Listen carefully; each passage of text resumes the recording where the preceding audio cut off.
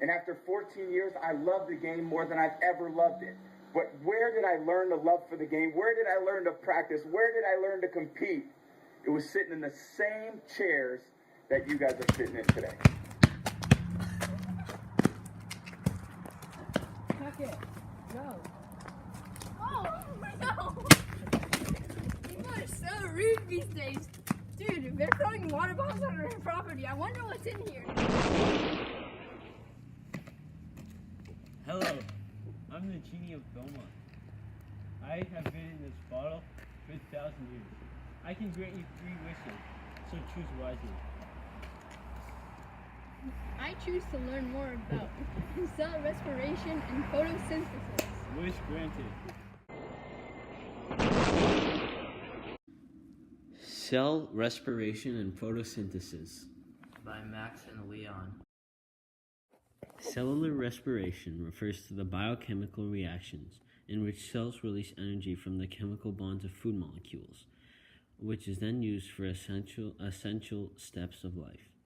All living cells must carry out cellular respiration to gather the necessary energy.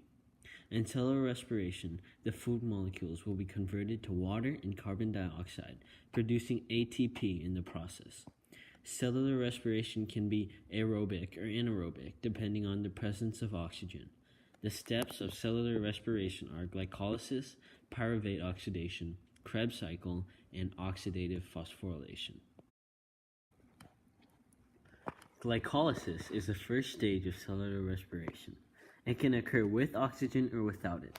Glycolysis deals with the breaking down of glucose, C6H12O6, a hexose.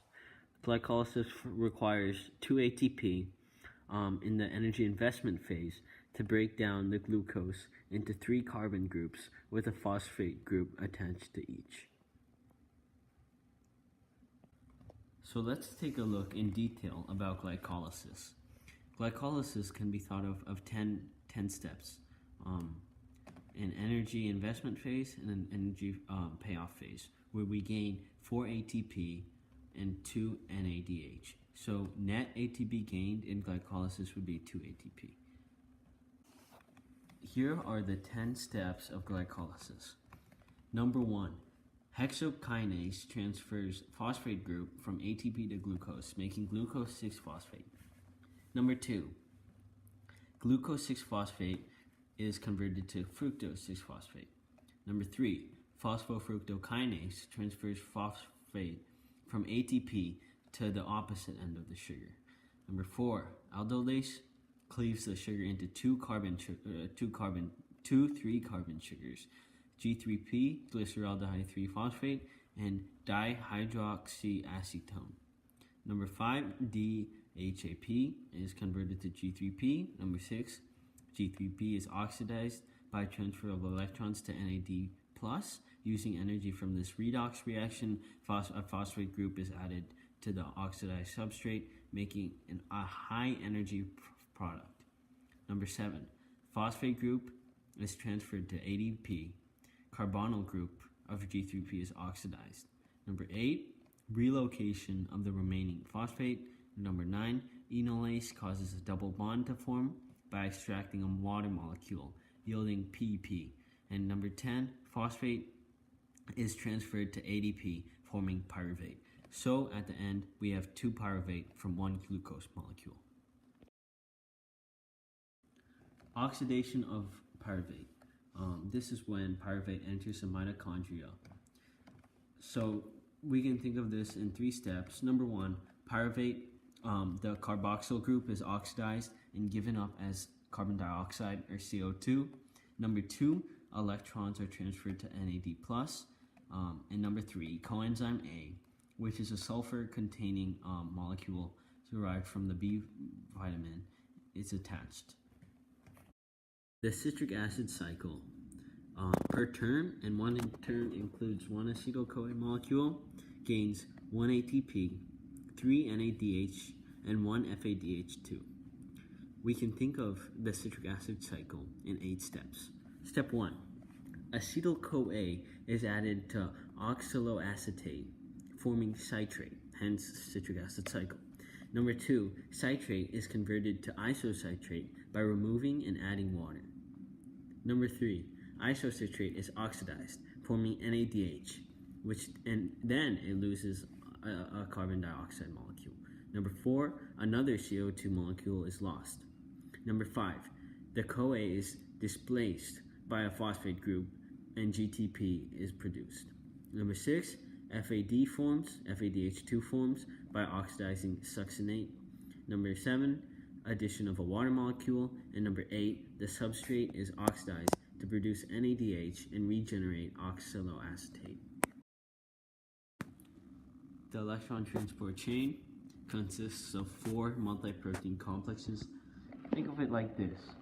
If we have some gasoline, we won't light it on fire and have an explosion. That would be an effective way to harvest all of the energy.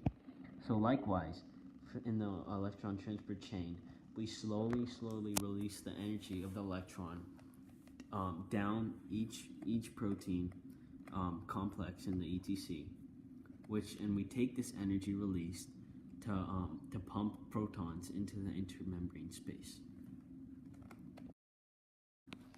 So now we have a high hydrogen ion concentration in the intermembrane space, and they flow down their gradient through ATP synthase, which makes ATP through ADP and phosphate.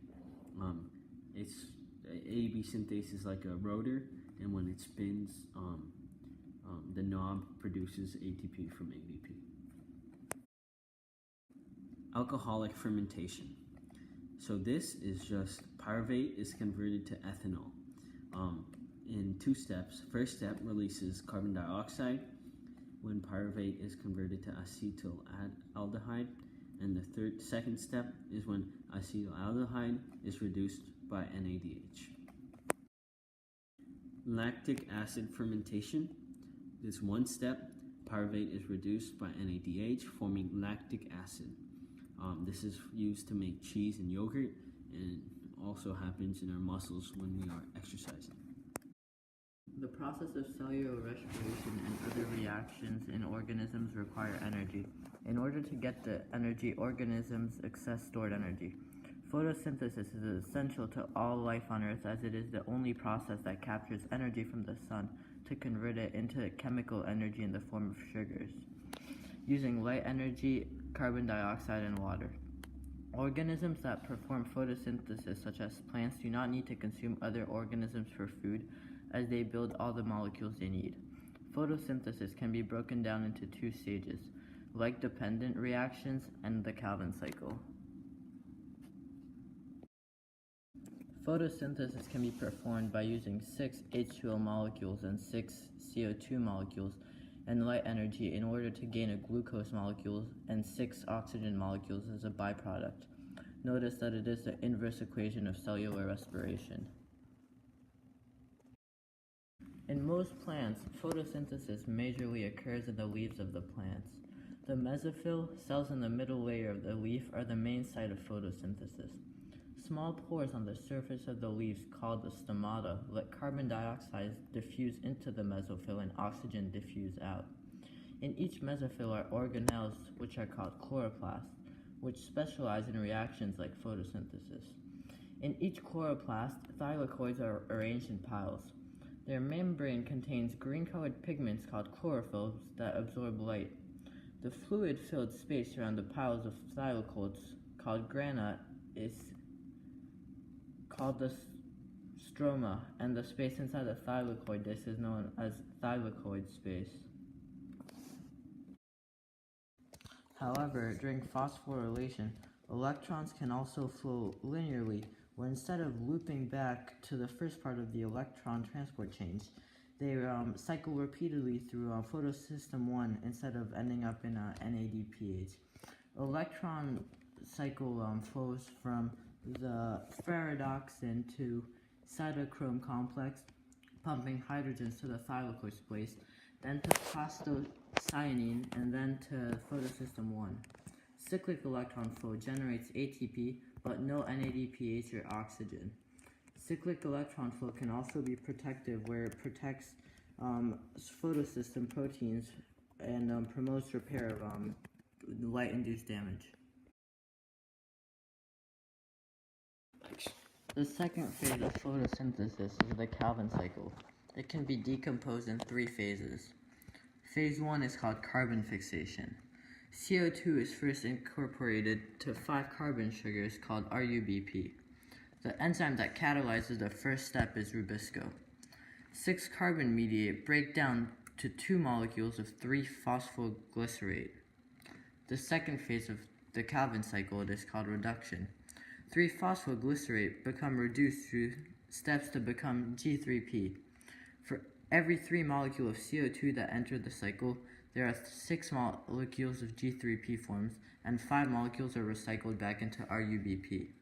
The third phase of the Calvin cycle is called regeneration, where RUBP is regenerated using more molecules of ATP.